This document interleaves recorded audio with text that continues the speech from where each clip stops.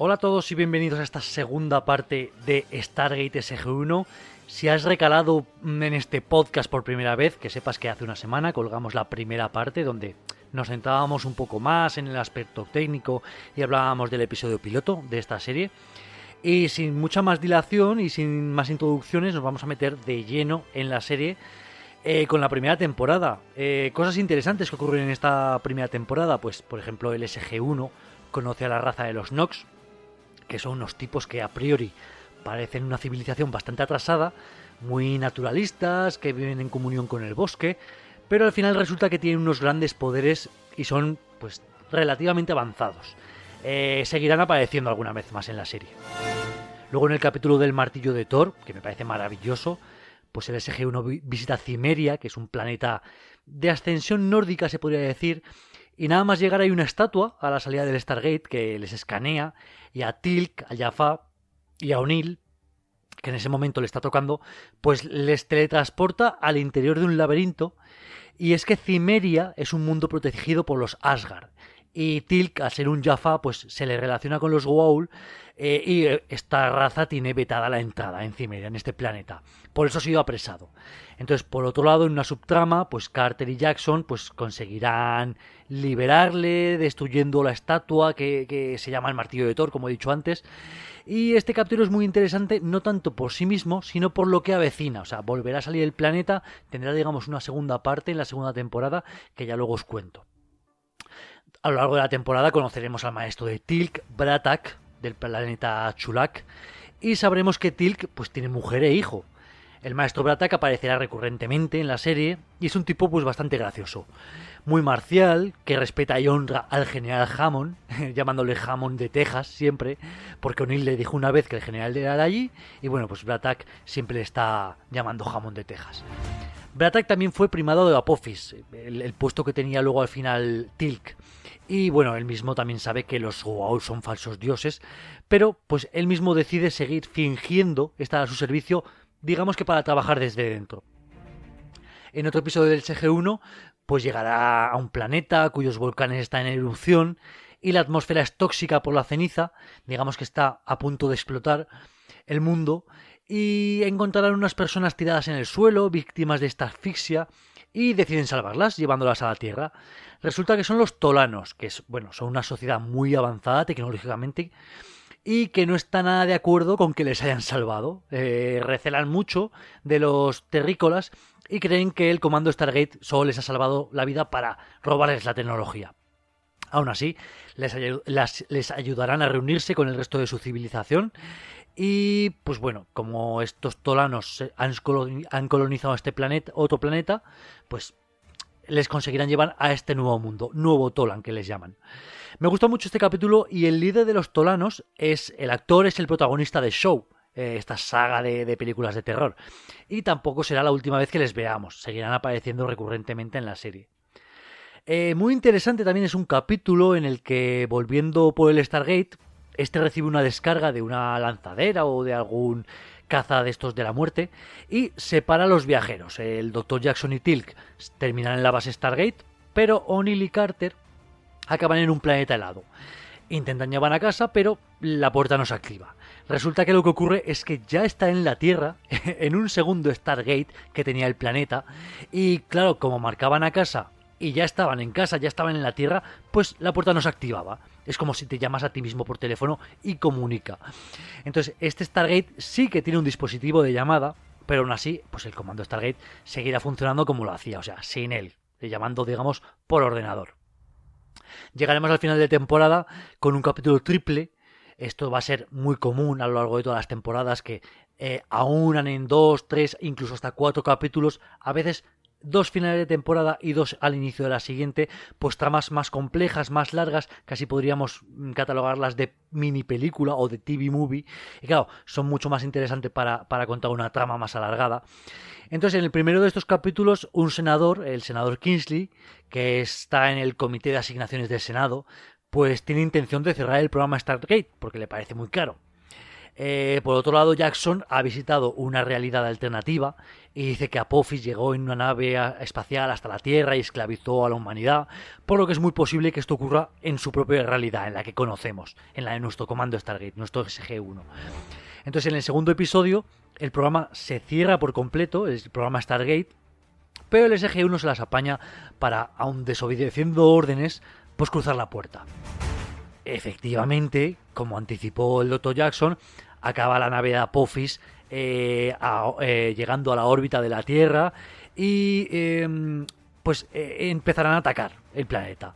En el tercer capítulo de este tríptico, que es el primer capítulo de la segunda temporada, pues consiguen frustrar los planes del Goa'uld, de Apophis, gracias a la ayuda del maestro Bratak, y consiguen pues hacer explotar las naves de este Goa'uld. Tenemos algunos capítulos menores al inicio de la segunda temporada y llegamos hasta el carro de Thor, que es este segundo capítulo que hacía dupla con el martillo de Thor del planeta Cimmeria, de ascendencia Asgard, que os decía antes. Y pues bueno, los Goa'uld se han enterado de que Cimmeria ya no está protegido por el martillo, ya que, como decíamos en la primera temporada, el SG-1 lo destruyó. Entonces, pues bueno, estos Goa'uld campan a sus anchas por el planeta y esclavizan a los Cimmerios. Entonces, los Cimmerios piden ayuda al SG-1 y para allá que van.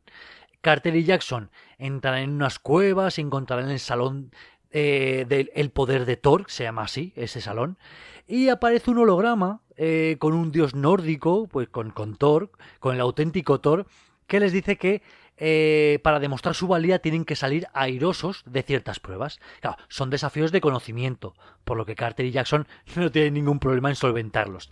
Al final, Thor volverá a aparecer en modo holograma y donde antes había un vikingo imponente y pues tipo Marvel, ahora se revela que es un hombrecillo gris extraterrestre, o sea, el típico marciano que estamos acostumbrados a ver. Y resulta que al igual que los Goa'uld ejercieron cierta influencia en algunos mundos de ascendencia egipcia, esta vez para esclavizarlos, los Asgard hicieron lo mismo sobre otros planetas de estos de ascendencia escandinava, nórdica, pero para protegerlos y para empujarlos a avanzarlos como civilización. Claro, estas pruebas eran para ver si el pueblo de Cimmeria estaba preparado para conocer el verdadero aspecto de sus protectores. Y aunque Carter y Jackson piensan que el holograma es una grabación y no pueden interactuar con él, pues nada más lejos de la realidad. Thor les dice que está en comunicación directa desde su nave espacial y que él es el comandante supremo de la flota Asgard. O sea, poca broma con este Thor, que es un ser maravilloso, que también va a seguir apareciendo en el resto de la serie y que siempre que aparecen estos hombrecillos, pues ya anticipa que va a ser un episodio un poco especial, ¿no? Al decirle lo que está ocurriendo en el planeta, se planta en 0, con toda su flota y sus naves y elimina a los invasores Goa'uld, pues enseguida, ¿no? Claro, ahora que ya se conocen y que los Asgard tienen cierta simpatía por los Tauri, por los terrícolas, pues se convertirán un poco en el recurso para salvar a la Tierra cuando esté en problemas. O sea, digamos que cuando las cosas se pongan muy chungas y el comando Stargate o el SG-1 no consigan resolver la situación por ellos mismos, pues siempre podrán hacer una llamadita a su amigo Thor. Además, el coronel O'Neill y Thor se van a caer muy bien desde el principio, pues harán una llamadita a su colega Thor y vendrán a salvarles en cualquier momento. A mitad de temporada tenemos un episodio doble muy chulo en el que conocemos a la Tok'ra. La Tok'ra, como su propio nombre indica en idioma Goa'uld, significa la resistencia contra Ra. O sea, son los Goa'uld que están contra los Goa'uld. O sea, son unos Goa'uld buenos. Son de la misma raza, pero que están en contra de los señores del sistema. Y bueno, lo que ocurre en esta trama es que uno de ellos está muriendo y necesita otro cuerpo humano para sobrevivir. Recordemos que los Goa'uld eran una especie de culebras reptilianas que se enrollaban a lo largo de, o alrededor, mejor dicho, de la columna vertebral de los humanos y vivían en simbiosis, pero los Goa'uld poseyendo a los anfitriones.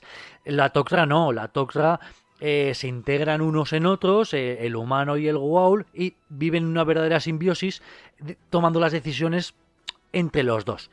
Entonces, pues bueno, por otro lado, el padre de la Capitán Carter, el general Jacob Carter, se está muriendo de cáncer. Entonces, pues bueno, lo apañan para integrar al Goa'uld de la Tok'ra llamado Selmak, dentro de Jacob para que pueda curarle. Entonces la Tok'ra, pues como os decía antes, a diferencia de los Goa'uld, no someten al anfitrión. Entonces, pues a partir de ahora van a vivir en comunión este Goa'uld de la Tok'ra, Selmak, con el padre de Carter. Entonces, pues bueno, el padre de Carter va a ser un miembro más de la Tok'ra y seguirán pasándose por la serie en bastantes ocasiones.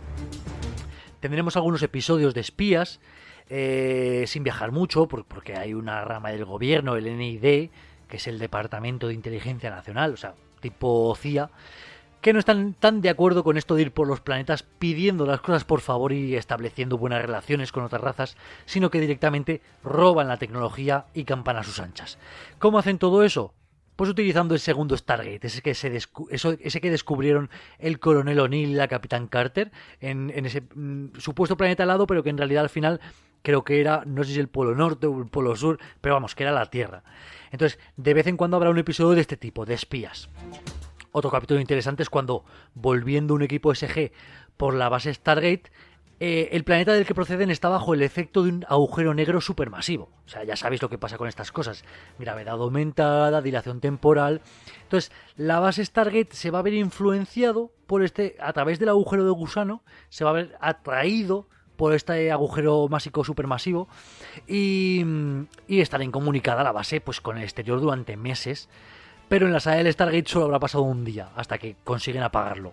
Y eso que se había demostrado que el agujero de gusano de un Stargate solo se podía mantener durante 38 minutos y pico. Pero claro, con el agujero negro y tal, pues ya tal. O sea, es un recurso para que la base Stargate esté en problemas. En el episodio 1969, que se llama así, el SG-1, pues debido a unas erupciones solares que se producen en el Sol en el momento en el que activan la puerta, pues se establecerá un viaje temporal que llevará al SG-1 hasta 1969. Allí conocerán a un joven teniente, George Hammond, que les ayudará a volver. La verdad es que para ser un episodio de viajes en el tiempo es un poco flojo, es graciosete, juegan con todo esto de estar en el 69, en Woodstock, en el mundillo hippie, pero lo que os digo, yo que me gusta mucho las tramas de viajes en el tiempo, se me queda un poco flojo. Y a lo que nos hemos querido dar cuenta, pues llegamos al final de la segunda temporada. Ya os dije que originalmente este Showtime había encargado a Metro-Goldwyn-Mayer 44 episodios, o sea, 2 temporadas. La serie era todo un éxito, es más, era el programa más visto del canal de Showtime, así que esta cadena de televisión renovó la serie por otros 44 episodios para una tercera y cuarta temporada. Creo que esta fue la única renovación tranquila y con antelación, porque en el futuro veremos que la serie siempre estuvo en el filo de la navaja de la cancelación y que fue renovándose, pero más bien pírricamente y en el último momento. Esto haría que, como los productores pensaban que esa temporada siempre iba a ser la última, pues crearan unos finales de temporada grandiosos, súper emocionantes y que incluso valían como final de serie. Pero bueno, estamos todavía en una edad muy temprana y, como os he dicho, de vacas gordas, donde todas las cosas van de momento bien. Comenzamos la tercera temporada y quizás sea una temporada un poco floja, o sea, es entretenida, aventurera, pero ni fu ni fa, por lo menos en mi opinión. Casi por nombrar un episodio, es porque hay un detalle que me hace bastante gracia, pero tampoco es que sea muy poderoso. Pues la base Stargate ha sido tomada por unos alienígenas que pueden hacerse pasar por personal de la base. Incluso O'Neill y Jackson están comprometidos. Los únicos que aparecen fuera de esta red son Carter y Teal'c. Entonces Carter pide ayuda al jefe del NID, que es el coronel Maybourne. Maybourne ha ido apareciendo en algún episodio, es también un coronel, pero no está, digamos, dentro de la parte de los protagonistas. Tampoco es un villano, pero es un tipo que cae bastante mal. Es un trepa que ha estado, apareciendo en la serie, siempre intentando poner en dificultad al comando Stargate, pero que sí para que lo cierren, que para que busquen más tecnología sin tanta amabilidad. O sea, ese es un personaje hecho para que le odies. Es un capullo. y es partidario, pues eso, de robar la tecnología. Pero Carter, pues no ve otra forma que recurrir a él para salvar el comando Stargate, ¿no? Que es pues el único que estaría un poco ajeno al SG-1 y al resto de equipos SG. Pues bien, queda con Maybourne en una plaza y no se le ocurre otra cosa que aparecer con O'Neill y con Jackson. Pero no son O'Neill y Jackson nuestros protagonistas, sino que son los alienígenas. Claro, Maybourne no lo sabe. Y Carter se enfada mucho y le grita: Maybourne, es usted idiota todos los días de la semana, pero podría haberse tomado un día libre. Y la verdad es que siempre me ha hecho muchísima gracia y cada vez que me pongo este capítulo rebobino varias veces para escucharla. Porque claro, la capitana Carter es una mujer bastante correcta, que mezcla un poco su faceta de doctora en física o astrofísica y a la vez, pues no deja de ser una capitán del ejército o de las fuerzas aéreas. Entonces, pues bueno, está, digamos, a caballo entre el coronel O'Neill, un tipo marcial, y el doctor Daniel Jackson, que es alguien de carácter científico, más bien humanista. Y digamos que la mayor Carter, digo, era la capitana Carter, pero durante esta temporada creo que la ascienden a mayor. Pues la mayor Carter está, digamos, entre media de esos dos personajes. Sin más, llegamos al final de la temporada con otro episodio doble, Némesis, donde los Asgard pues están en problemas. Esta vez son ellos los que piden ayuda a la Tierra. Y es que la nave de Thor está infestada de replicantes, que son una especie de robocitos chiquititos capaces de adquirir formas, pero que, como su propio nombre indica, se replican exponencialmente, por lo que pues son una plaga. Entonces, pedirán ayuda a O'Neill, que está pescando en Minnesota tranquilamente. Ya decíamos, creo que lo dije en el primer episodio, que Richard Dean Anderson, el actor, él es de Minnesota. Entonces, pues quisieron darle al personaje de O'Neill pues ese trasfondo de que también fuera de Minnesota. Entonces, luego más adelante en las próximas temporadas también habrá unas bromas con el maestro Braddock diciendo O'Neill de Minnesota. Pues porque digamos que los Jaffa son muy para honrar a alguien, decir su nombre seguido de su lugar de origen. Entonces, pues bueno, O'Neill está pescando tranquilamente en Minnesota, como decimos, y de repente pues se ve teletransportado a la nave de Thor. Claro, digamos que los Asgard quieren recurrir a los Tauri, que son más, entre comillas, primitivos o más jóvenes tecnológicamente, porque ya han intentado todo lo que tienen a su alcance para luchar contra los replicantes y necesitan pues una línea de pensamiento más básica, ¿no? Entonces por eso llaman a los Tauri. Pues con ideas del coronel O'Neill conseguirán hacer explotar la nave con todos los replicantes a bordo, estando en órbita alrededor de la Tierra. Pero claro, alguno de los replicantes cae en el océano e infecta un barco ruso. Claro, al final lo terminarán solucionando, pero esta trama también digamos que colará más adelante. Estamos ya en la cuarta temporada y llegamos a mi episodio preferido de toda la serie, es el 4x06, Una ventana a la esperanza. O sea, tiene un título muy evocador. Y la verdad es que no creáis que es un capítulo espectacular o apoteósico, donde se produzcan grandes batallas o haya unos giros de trama increíbles. Pero de alguna manera siempre me encantó, y es que se trata de un episodio de viajes en el tiempo, o mejor dicho, de bucles temporales. Es una especie de atrapado en el tiempo de la película del Día de la Marmota, pero en Stargate SG-1. Y es que el SG-1 está en una misión en un planeta, y un arqueólogo de ese planeta pues está estudiando las tormentas geomagnéticas. Entonces, de buenas a primeras empieza a manipular una especie de dispositivo relacionado y ¡pum! De repente, el coronel O'Neill está en la base Stargate, en la cantina, tomándose unos cereales, y Daniel Jackson preguntándole: oye, ¿y tú qué opinas? Claro, el coronel O'Neill se queda en plan: ¿pero qué ha pasado aquí? Pues claro, está en el mismo día, pero 12 horas antes de estar en ese planeta con ese científico manipulando esa tecnología. Claro, va por la base pensando que sí, ha tenido un déjà vu, ¿no? Algo que nos ha pasado a todos. Hostia, esto ya lo he vivido. Claro, se repite la misión y llegado el momento, ¡pum! Vuelve a estar en la cantina con Daniel preguntándole que qué opina sobre un tema que en realidad O'Neill ni siquiera recuerda. O sea, no recuerda sobre qué le está preguntando. Claro, obviamente está encerrado en un bucle temporal. Él se da cuenta de todo, pero el resto del mundo parece que no. Todos excepto Teal'c, que también percibe el bucle, se da cuenta de que está ocurriendo algo raro y que está atrapado entre un tiempo concreto, pero claro, como él es más bien discreto, ya le conocéis a Teal'c, un tipo imponente pero más bien callado, pues no había dicho nada. Entonces, claro, tardan un par de bucles en darse cuenta de que están los dos juntos en eso. Bien, pues como en la película de Bill Murray, pasarán por ciertas fases e intentarán convencer al resto del comando Stargate de lo del bucle. Les costará, pues bueno, más o menos, pero al final lo conseguirán. Luego intentarán solucionarlo y para eso tendrán que traducir ciertas runas del dispositivo. Pero claro, los únicos que pueden hacerlo son O'Neill y Teal'c, porque son los que están en el bucle temporal una y otra vez. Y como se requiere varias horas para aprender estos idiomas, tendrán que recurrir a Daniel Jackson y que les vaya bucle a bucle enseñando pues el idioma de las runas. Claro, más tarde, como en Atrapado en el Tiempo, también se darán cuenta de las posibilidades que es estar encerrado en un bucle temporal y las no consecuencias de sus actos. Y es cuando empiezan a jugar un poco, ¿no? Esa es la parte más divertida del capítulo. Pues, por ejemplo, el coronel O'Neill se pone a hacer cerámica en medio de la base, en medio de la sala del Stargate. Luego van en bicicleta por la base. Se ponen a jugar al golf lanzando la bola a través del Stargate activado. O sea, lanzando la pelota al otro lado de la galaxia conocida.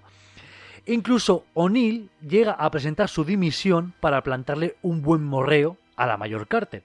Es que claro, durante toda la serie, ya sabéis cómo eran las series de los 90. O sea, había un hombre y había una mujer en el cuarteto protagonista, pues tenía que inventarse como una especie de conflicto amoroso de que yo te gusto, tú me gustas, pero claro, él es el coronel, el comandante del comando Stargate, o del SG-1, mejor dicho. Ella es Carter, es al fin y al cabo una subordinada. En cuanto al ejército no está bien visto. Total, que jugarán a lo largo de las temporadas con esto. Es más, en este capítulo, como os digo, el propio coronel O'Neill le plantará un buen beso en los morros, pero también os digo que llegará un momento en que ya se rindan los guionistas y no desarrollen más esa trama, cosa que creo que todos agradecemos. Al final del capítulo, por supuesto, pues conseguirán solucionarlo y volver a la normalidad, pero la verdad es que está bastante bien. En otro episodio descubrirán que los rusos se han hecho con el otro Stargate, ese con el que a lo mejor NID estaba viajando a otros planetas, y están llevando a cabo misiones por su cuenta, pero claro, ellos no tienen un SG-1 tan heroico como los americanos. Ellos son rusos, nadie se ofenda, pero bueno, no llegan a la altura de los americanos. Así que bueno, se encuentran en problemas y no son capaces de solucionarlos solos. Iremos viendo que las fuerzas aéreas americanas quieren tener sus propias naves espaciales. Crearán el X-301, que es básicamente un cazagoaul al que le han puesto algo de tecnología terráquea. Y la cosa no saldrá bien porque tienen un dispositivo que le hará volver a su nave nodriza. Y bueno, creo que en un momento determinado uno de los miembros de la Tok'ra les dicen: claro, es que has cogido un cazagoaul, le has puesto una pegatina de las fuerzas aéreas americanas y te has quedado tan ancho, porque el X-301 era básicamente eso.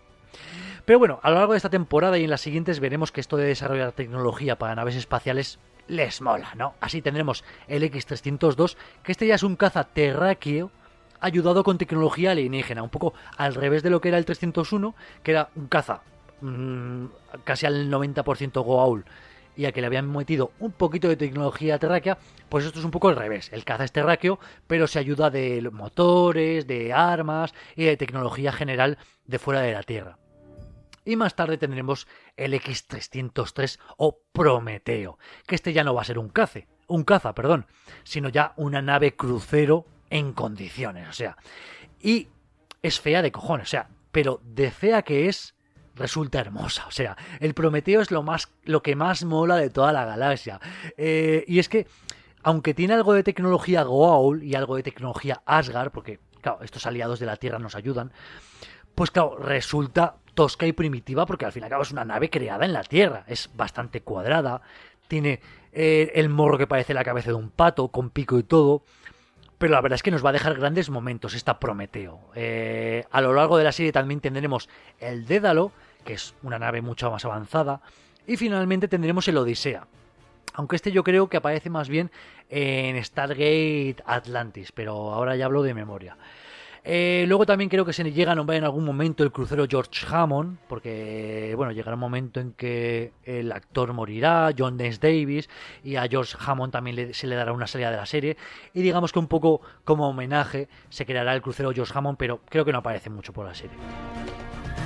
Seguiremos teniendo episodios interesantes y llegaremos a Éxodo, que es un capítulo triple que verá definitivamente la destrucción de Apophis, este villano que nos estaba acompañando desde la temporada 1, y que pone fin a la cuarta temporada e inicia la quinta. A estas alturas Showtime ya no tenía mucho interés en seguir con la franquicia. Ya en anteriores temporadas, dado que Stargate SG-1 era bastante costoso de producir, pues Metro-Goldwyn-Mayer había llegado a un acuerdo con Showtime para que SG-1 pudiera transmitirse en otras canales, en otras cadenas de televisión, 6 meses después de su estreno en Showtime, ¿no? Entonces, pues bueno, el programa todavía tenía una audiencia considerable, pero digamos que Showtime pensaba que no podía atraer a nuevos suscriptores, pues debido a que en otras cadenas podían verlo la gente pues 6 meses después, ¿no? Entonces, como que la gente se estaba esperando, es como lo que ocurre hoy en día con las pelis de Disney en el cine, ¿no? Que a lo mejor la gente no prefiere ir al cine y prefiere esperarse a que lo cuelguen en la plataforma. Pues con SG-1 pasaba un poco lo mismo. La gente sabía que a los 6 meses de su estreno en Showtime ya lo iban a poder ver en abierto, así que digamos que no se afiliaban a esta cadena. Entonces, pues bueno, se dio luz verde a una quinta temporada, pero estaba claro que sería la última de Showtime. Tranquilos que ya os he dicho que son 10, así que nadie vaya apagando el televisor. Bueno, por otra parte veremos que Michael Shank empezaba a cansarse de su personaje. Él pensaba que estaba mal utilizado. Y bueno, viendo que Showtime quería acabar con la serie, pidió que a su personaje se le diese un final. Y así Michael Shank pidió la salida de este producto. Entonces, pues bueno, esta quinta temporada caminará un poco hacia darle esa salida a Michael Shanks y al personaje de Daniel Jackson. Y bueno, la verdad es que la quinta temporada mola mucho.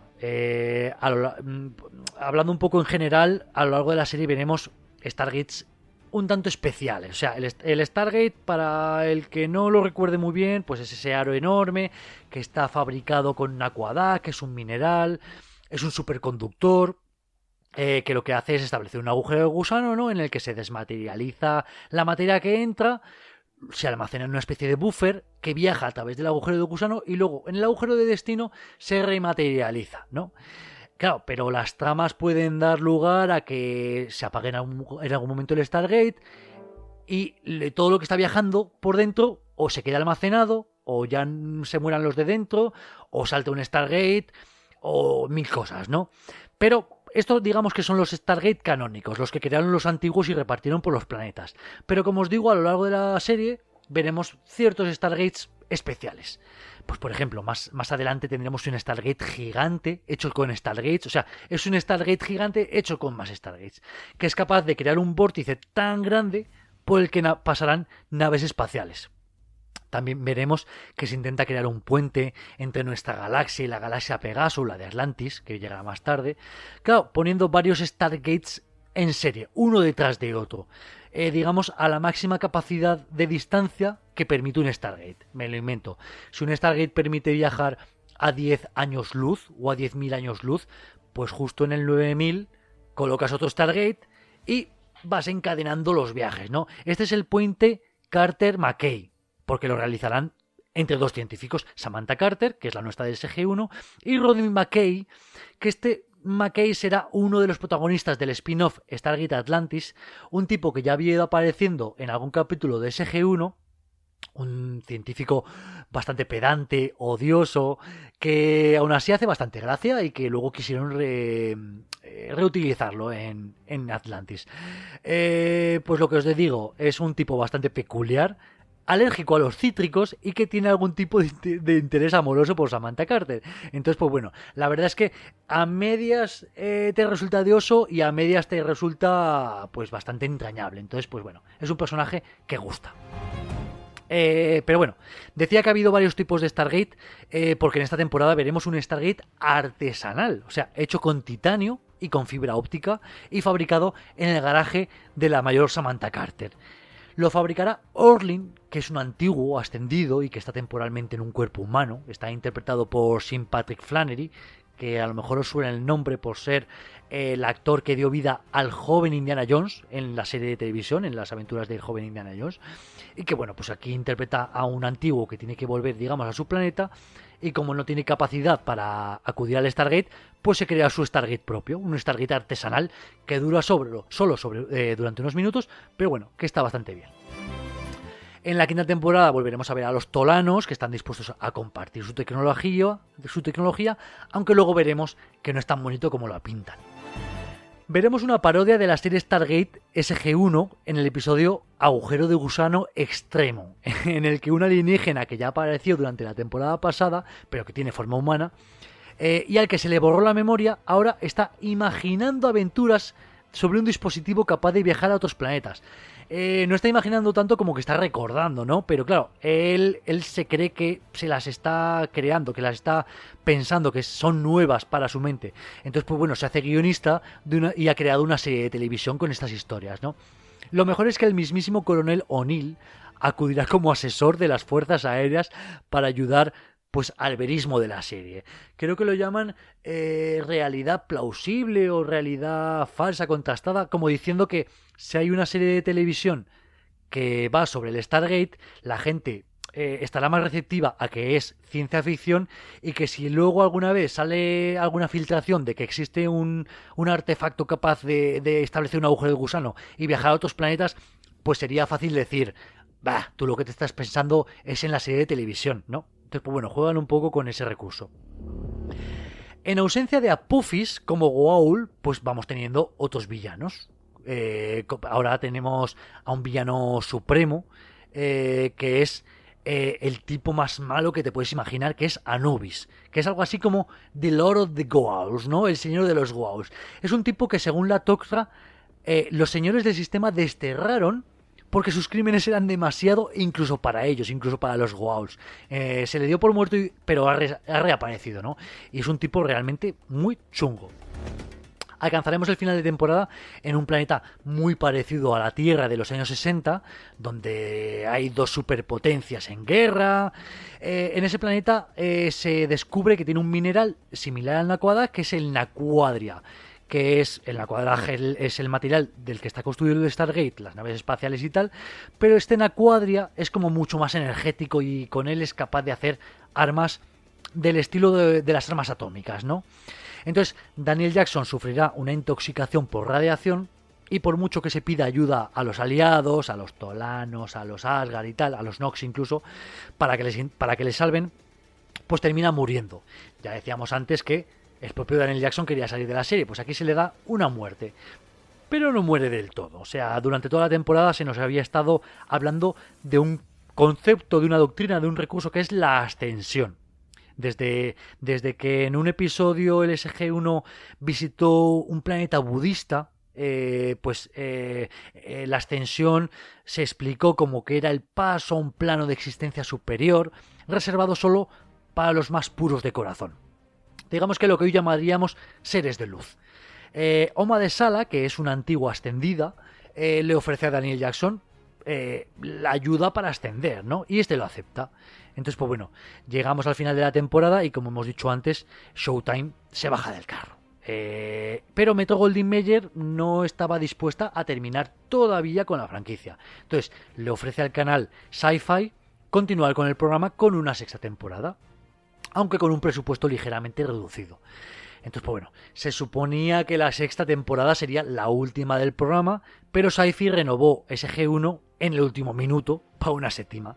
Y bueno, pues durante los siguientes años los productores creyeron que cada temporada, pues como les decía antes, sería la última del programa, la última de la serie, y pues bueno, los episodios finales de las temporadas eran apoteósicos, grandes finales de serie. Pero entonces, ¿qué pasa con el SG-1 tras la pérdida de Daniel Jackson? Pues habría que cubrir ese hueco, ¿no? Y ahí es donde entra Jonas Quinn, que es un personaje que apareció al final de la temporada anterior.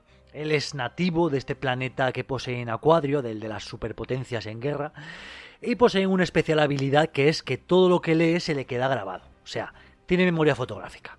Entonces, pues bueno, él asume el puesto y rol de Daniel Jackson en cuanto a la traducción de idiomas, la historia antigua, y todo eso, ¿no? Pues porque claro, si lo ha leído, pues lo ha aprendido. Entonces él se dedica a leer todos estos libros que tenía Daniel Jackson, entonces asume ese papel, ¿no? El de humanista. Jonas Quinn está interpretado por Colin Nemec, que bueno, él había aparecido o aparecería en Cuentos de la Cripta, en Smallville, en CSI.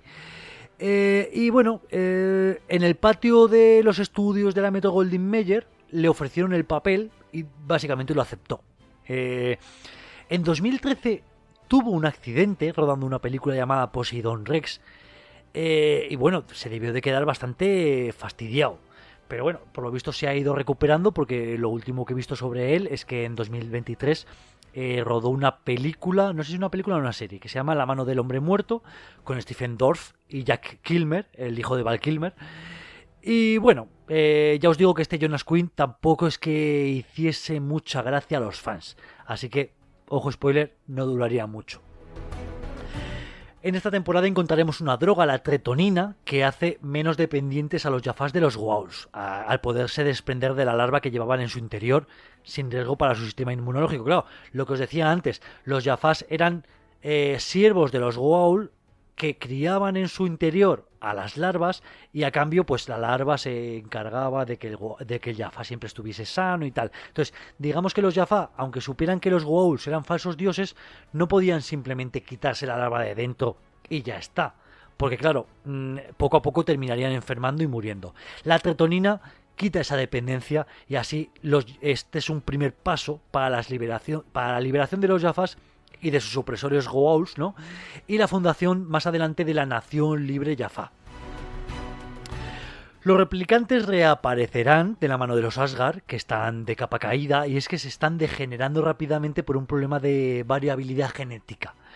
Veremos que los replicantes ya no son esas piececitas pequeñas que conocíamos, sino que pues también han evolucionado a nanocitos capaces de agruparse en forma humana.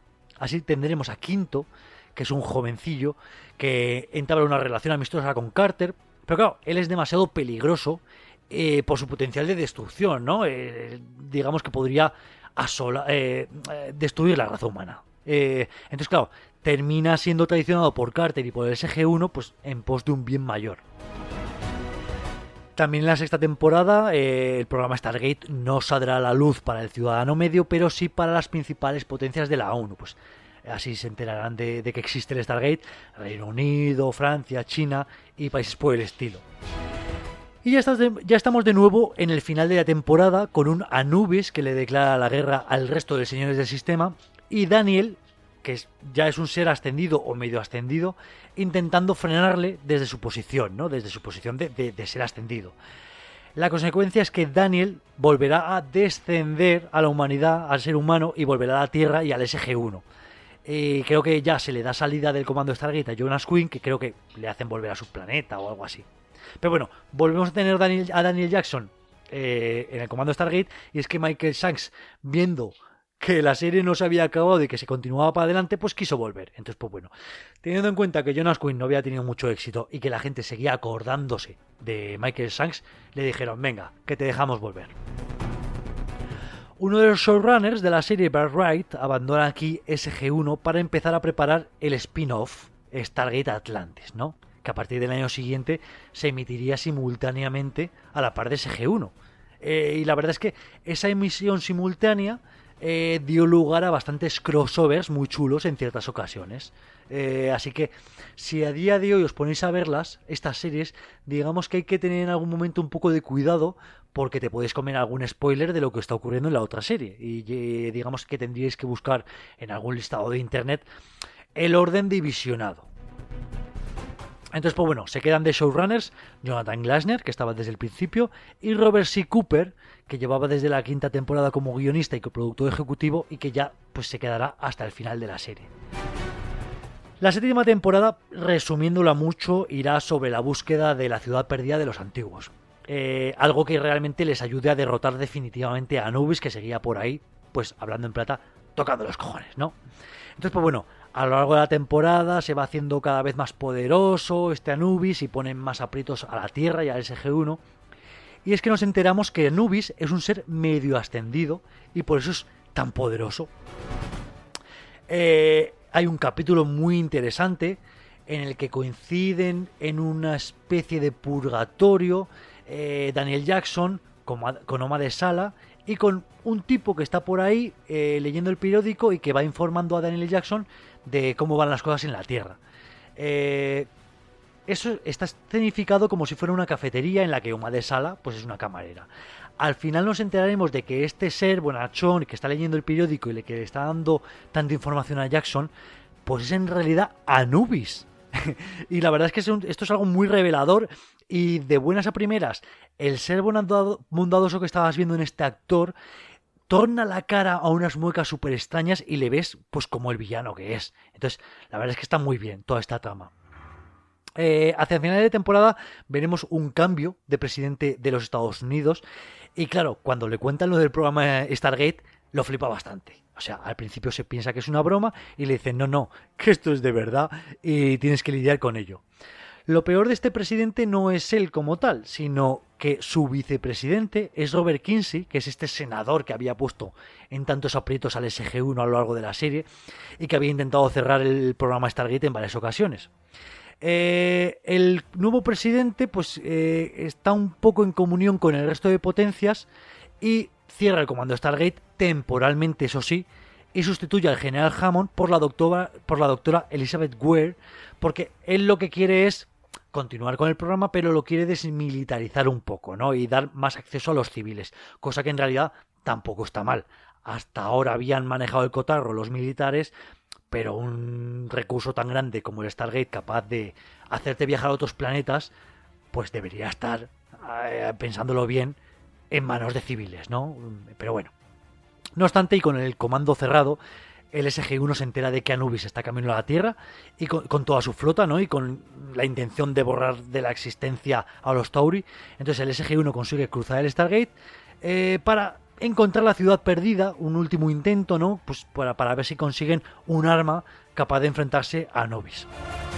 Aquí tendremos el final de los finales, o sea, una auténtica maravilla, o sea, el colofón de toda la serie, la madre de las batallas, se podría decir.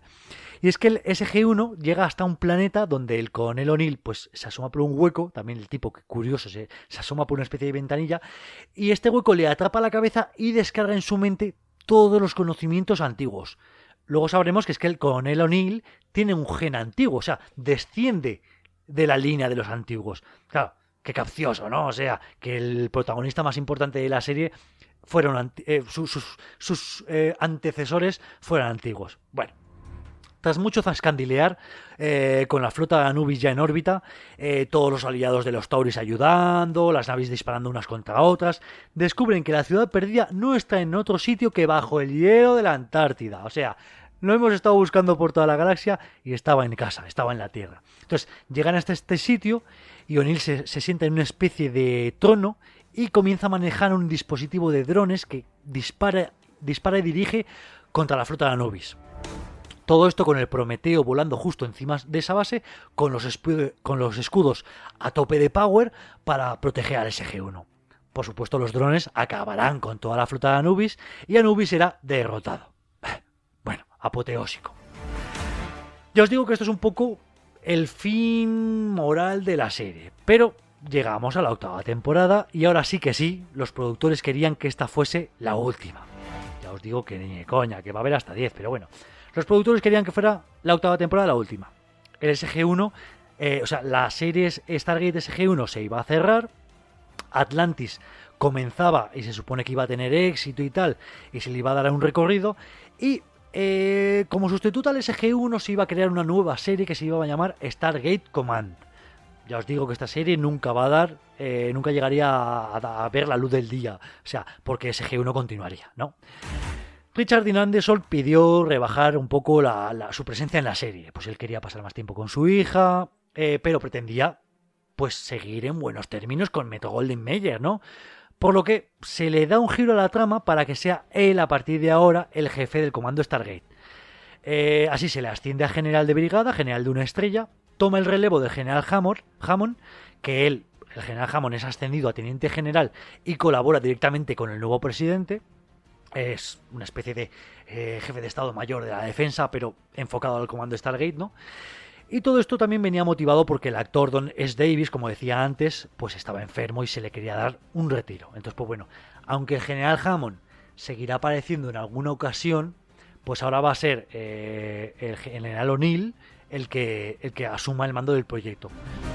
La doctora Weir va a asumir la dirección de la base Atlantis, que es, pues eso, un nuevo grupo cívico-militar que sobre todo va a estar compuesto por científicos y que va a viajar a la galaxia Pegasus a un puesto de avanzada de los antiguos. Entonces, bueno, van a cruzar el Stargate gracias a un CPM o un MPC, un módulo de punto cero, que es una especie de batería enorme de tecnología antigua, que claro, tiene suficiente energía para establecer el agujero de gusano hasta la galaxia Pegasus, pero claro, solo una vez. O sea, es un viaje en principio sin vuelta, sin viaje de regreso.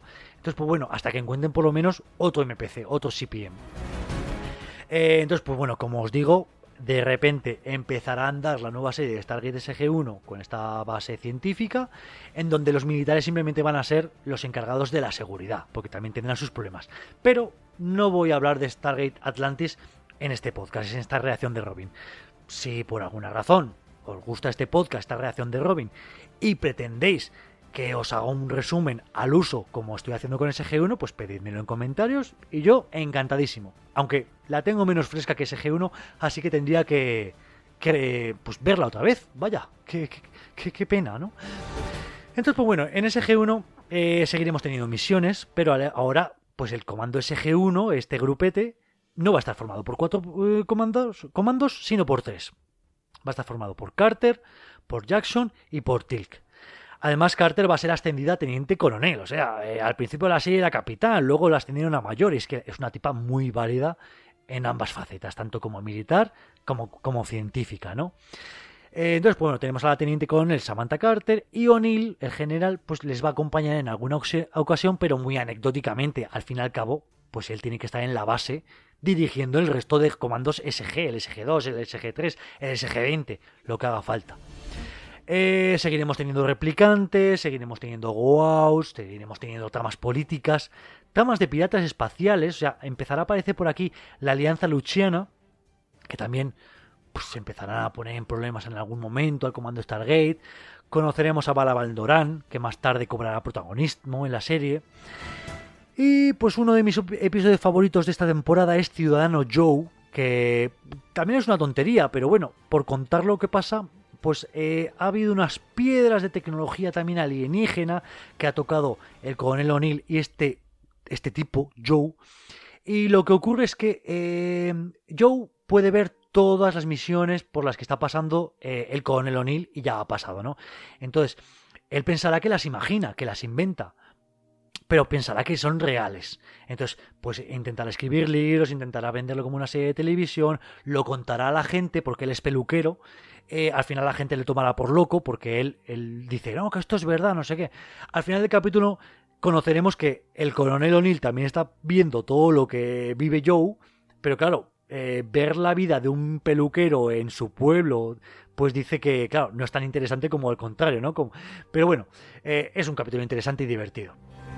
De las tramas más interesantes de esta temporada será el de un templo en un planeta en Dakara que encontrarán y que digamos que ese templo tiene un artilugio que es capaz de desactivar todos los replicantes. Entonces, pues bueno, lo que pasa es que este arma estará ahora cotizadísima porque es básicamente un arma de destrucción masiva. Entonces, Daniel vuelve a morir, Oma de Sala vuelve a ofrecerle ascender, pero en esta temporada ocurre lo que os decía antes de la especie de purgatorio, de la cafetería, de lo de Anubis. Entonces, pues bueno, al final de la temporada Daniel vuelve a la vida de nuevo. Tendremos un episodio que se llama Moebius, en el que intentan recuperar un MPC. Claro, ahora mismo el recurso del CPM, de esta batería con una energía enorme, pues vuelve a ser una trama recurrente el encontrar más MPCs para conseguir pues o viajar a la galaxia Pegasus o tener algo con lo que alimentar este tono de drones que ya les ayudó a destruir Anubis, o bueno, pues para cualquier cosa, ¿no? Un MPC siempre es una pila gigante valiosísima. Entonces, intentarán recuperar un MPC en el antiguo Egipto. Entonces, para ello viajarán al pasado e intentarán cambiar, pues eso, el mismo pasado. Claro, ¿qué ocurre? que al volver al presente, el comando Stargate no existe. Lo típico de que pisas una mariposa en el pasado y de repente has cambiado el futuro. Entonces ya tenemos a Daniel, que es maestro, Samantha es secretaria, Teal'c sigue siendo el primado de Apophis. La verdad es que es una trama muy interesante que luego será reaprovechada en una de las TV movies, pero bueno, eso os lo cuento luego. Y así es como llegamos a la 9ª y 10ª temporada, que ahora sí que sí, y ahora ya va en serio. Showtime dice que jamás de los jamases habrá una 11ª temporada. Y eso ya es verdad.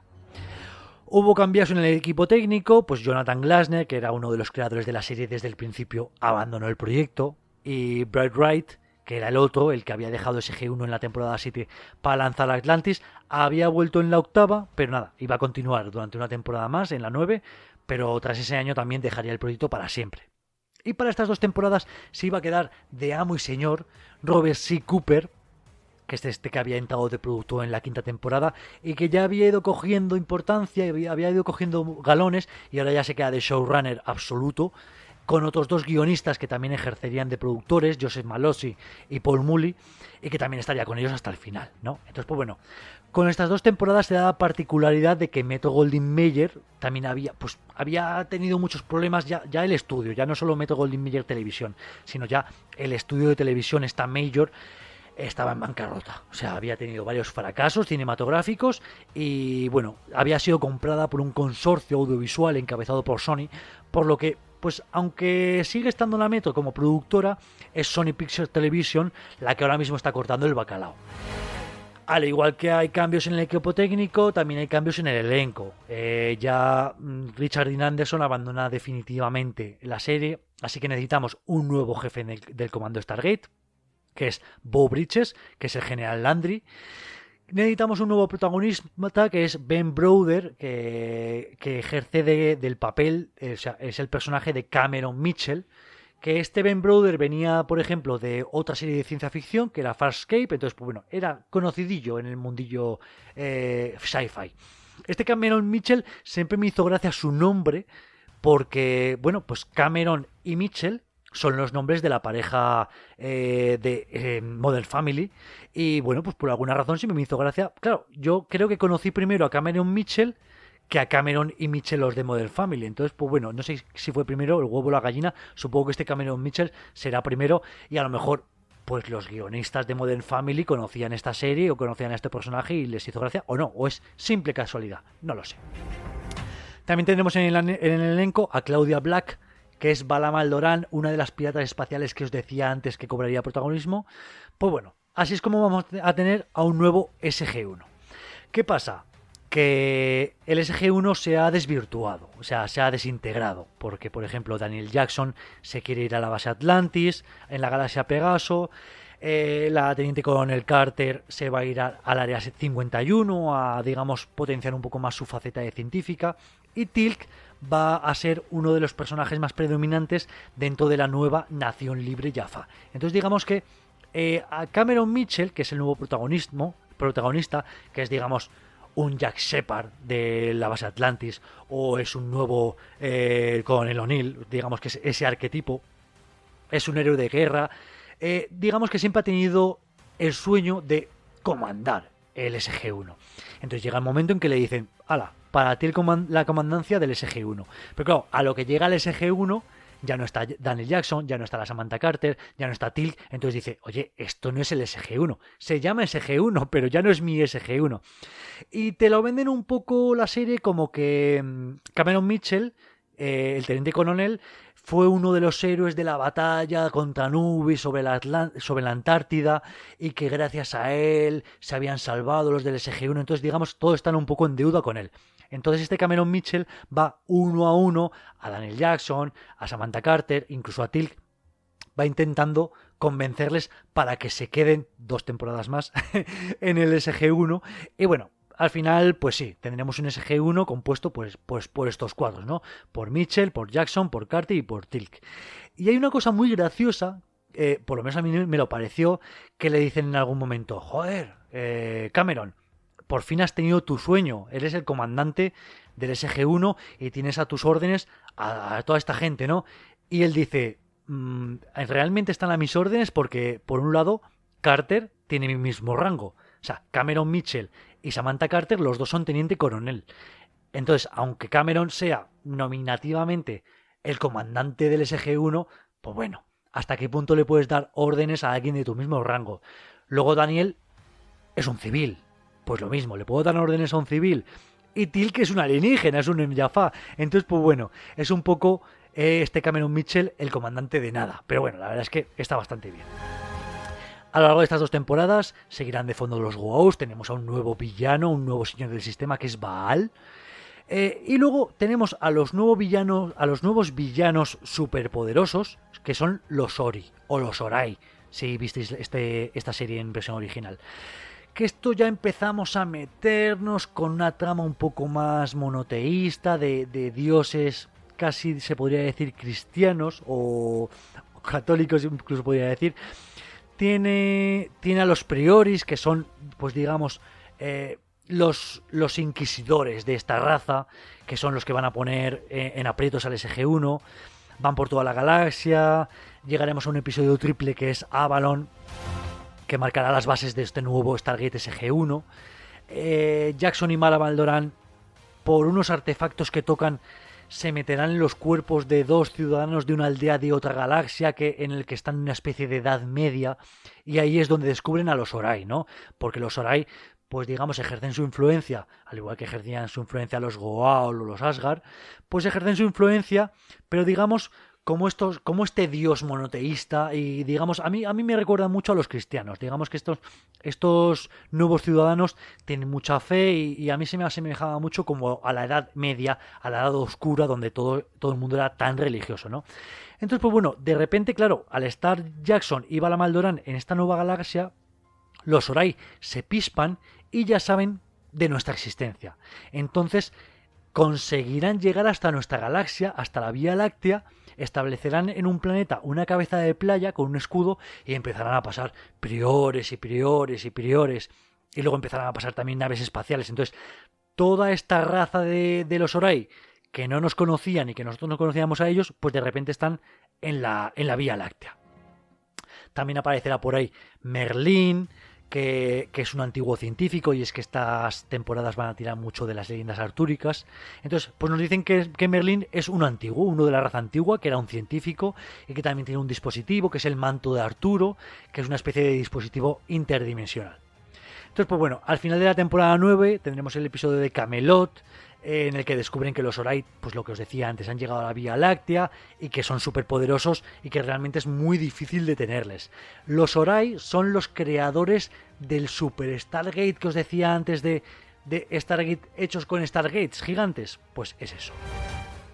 Así llegamos a la 10ª temporada y tenemos, muy a mi pesar, uno de los peores capítulos, que es el episodio 200, que intentaron hacerlo como un episodio especial por aquello de ser el episodio 200, pero les quedó muy cutre. O sea, digamos que la trama era que dentro del propio episodio conmemoraban que Cameron Mitchell había cruzado 200 veces el Stargate, eso contando con las idas, con las vueltas y con todo. Pero bueno, hacían ahí unas especies de marionetas, unas tramas muy tontorronas. La verdad es que a mí no me gustó nada. Más les habría valido hacer un episodio normal y ya está. A lo largo de toda la temporada 10 estará el SG-1 luchando contra los Orai, y tiene un último episodio, que no episodio final, porque no es un episodio que defina la serie. Digamos que es un... creo que se llama el episodio Sin Fin directamente, y es porque realmente no tiene un final. No tiene un final satisfactorio. La verdad es que es bastante chulo el episodio, porque digamos que están en medio de una batalla de naves espaciales. Creo que es el Prometeo luchando contra una nave espacial Orai, y llegado un momento la nave espacial Orai les lanza un rayo que no van a poder esquivar y que va a destruir pues a la Prometeo o a la nave espacial en la que están ahora, ¿no? Y bueno, la única manera de zafarse de ese rayo es parar el tiempo, o lo que ellos creen que es parar el tiempo. En realidad lo han ralentizado al mínimo. Entonces van pasando los años dentro del Prometeo, y ese rayo va avanzando cachito a cachito. Pero bueno, veremos cómo van envejeciendo los personajes del SG-1, pues la Teniente Coronel Carter, Cameron Mitchell, Bala Maldoran, Daniel Jackson, incluso el propio Teal'c, que al ser Jaffa no envejece tanto, pues también le podemos ver que le salen canas. La verdad es que es un episodio bastante chulo, pero así es como llegamos al final de la 10ª temporada y ahora sí, Sci-Fi, el canal Sci-Fi, cumplió y jamás hubo una 11ª. Entonces, claro, al final ya de la serie, Sci-Fi Channel declaró que no, la decisión para acabarla no se había basado en los ratios de audiencia. La verdad es que, aunque había bajado los espectadores, SG-1 seguía siendo bastante exitoso, ¿no? Simplemente que, bueno, se decidió seguir con Stargate Atlantis y darle un cierre a SG-1. Además, los productores de Stargate seguían dependiendo un poco de Metro-Goldwyn-Mayer, que era la titular de los derechos. La Metro-Goldwyn-Mayer quería seguir con SG-1 con películas. Y así tenemos a dos películas más. El Arca de la Verdad, que era un poco la que le daba fin a la trama de los Orai, que se estrenó en marzo de 2008. Yo esta película, la verdad, la he visto una vez, no la he visto más veces. No la recuerdo con especial festejo. Sí que me gustó más, aunque creo que es una película peor, Stargate Continuum. ¿Y por qué me gusta más? Pues una vez más, porque es una película de viajes en el tiempo. Entonces, establece una línea temporal alternativa en la que, como os decía antes con el capítulo de Moebius, viajan al pasado y luego al volver el comando Stargate nunca existió. Entonces, pues bueno, me hace bastante gracia. Esta segunda película se estrenó en julio de 2008 y se supone que se iba a dar un cierre a la serie con Stargate Revolution, que se iba a centrar un poco en el personaje Jack O'Neill. Pero bueno, luego ya se dieron cuenta de que, claro, estábamos en 2008, la crisis económica, los estrenos en DVD ya eran menos lucrativos para la Metro-Goldwyn-Mayer. Entonces, pues bueno, aquí ya se le dio cierre definitiva a la franquicia y al tiempo se le iba a dar también un cierre a Atlantis, pero bueno, no es lo que venimos a contar hoy. En general, y ya cuente que llevamos una hora más la media hora de la parte 1. ¿Ves? Como si hubiésemos seguido en un solo podcast nos habríamos ido a hora y media. Ahora entendéis por qué lo he dividido en dos partes. Pues bueno, llegamos al final de esta segunda parte y simplemente quiero ahondar con que me parece una serie maravillosa que ha dado horas y horas de disfrute a todo aficionado de la ciencia ficción y que si no la habéis visto, pues bueno, que deberíais de verla en algún momento. ¿Este es el final de la franquicia Stargate? Para nada. Yo creo que el recurso que te plantea Stargate, eso de viajar a otros planetas, es poderosísimo y que tarde o temprano habrá un remake o habrá unas películas o alguien hará algo, porque me parece una idea muy poderosa. Así que nada, espero que os haya gustado y que no os haya resultado demasiado pesado la reacción de Robin de hoy. Y como os he dicho, si os ha gustado, pues darle al corazoncito, compartirlo en redes sociales, comentadnos lo que queráis. Y si queréis que hable en otra reacción de Robin de Stargate Atlantis o de Stargate Universe, no tenéis más que pedirlo. Soy Óscar Polar y por fin acabo con este viaje por la galaxia.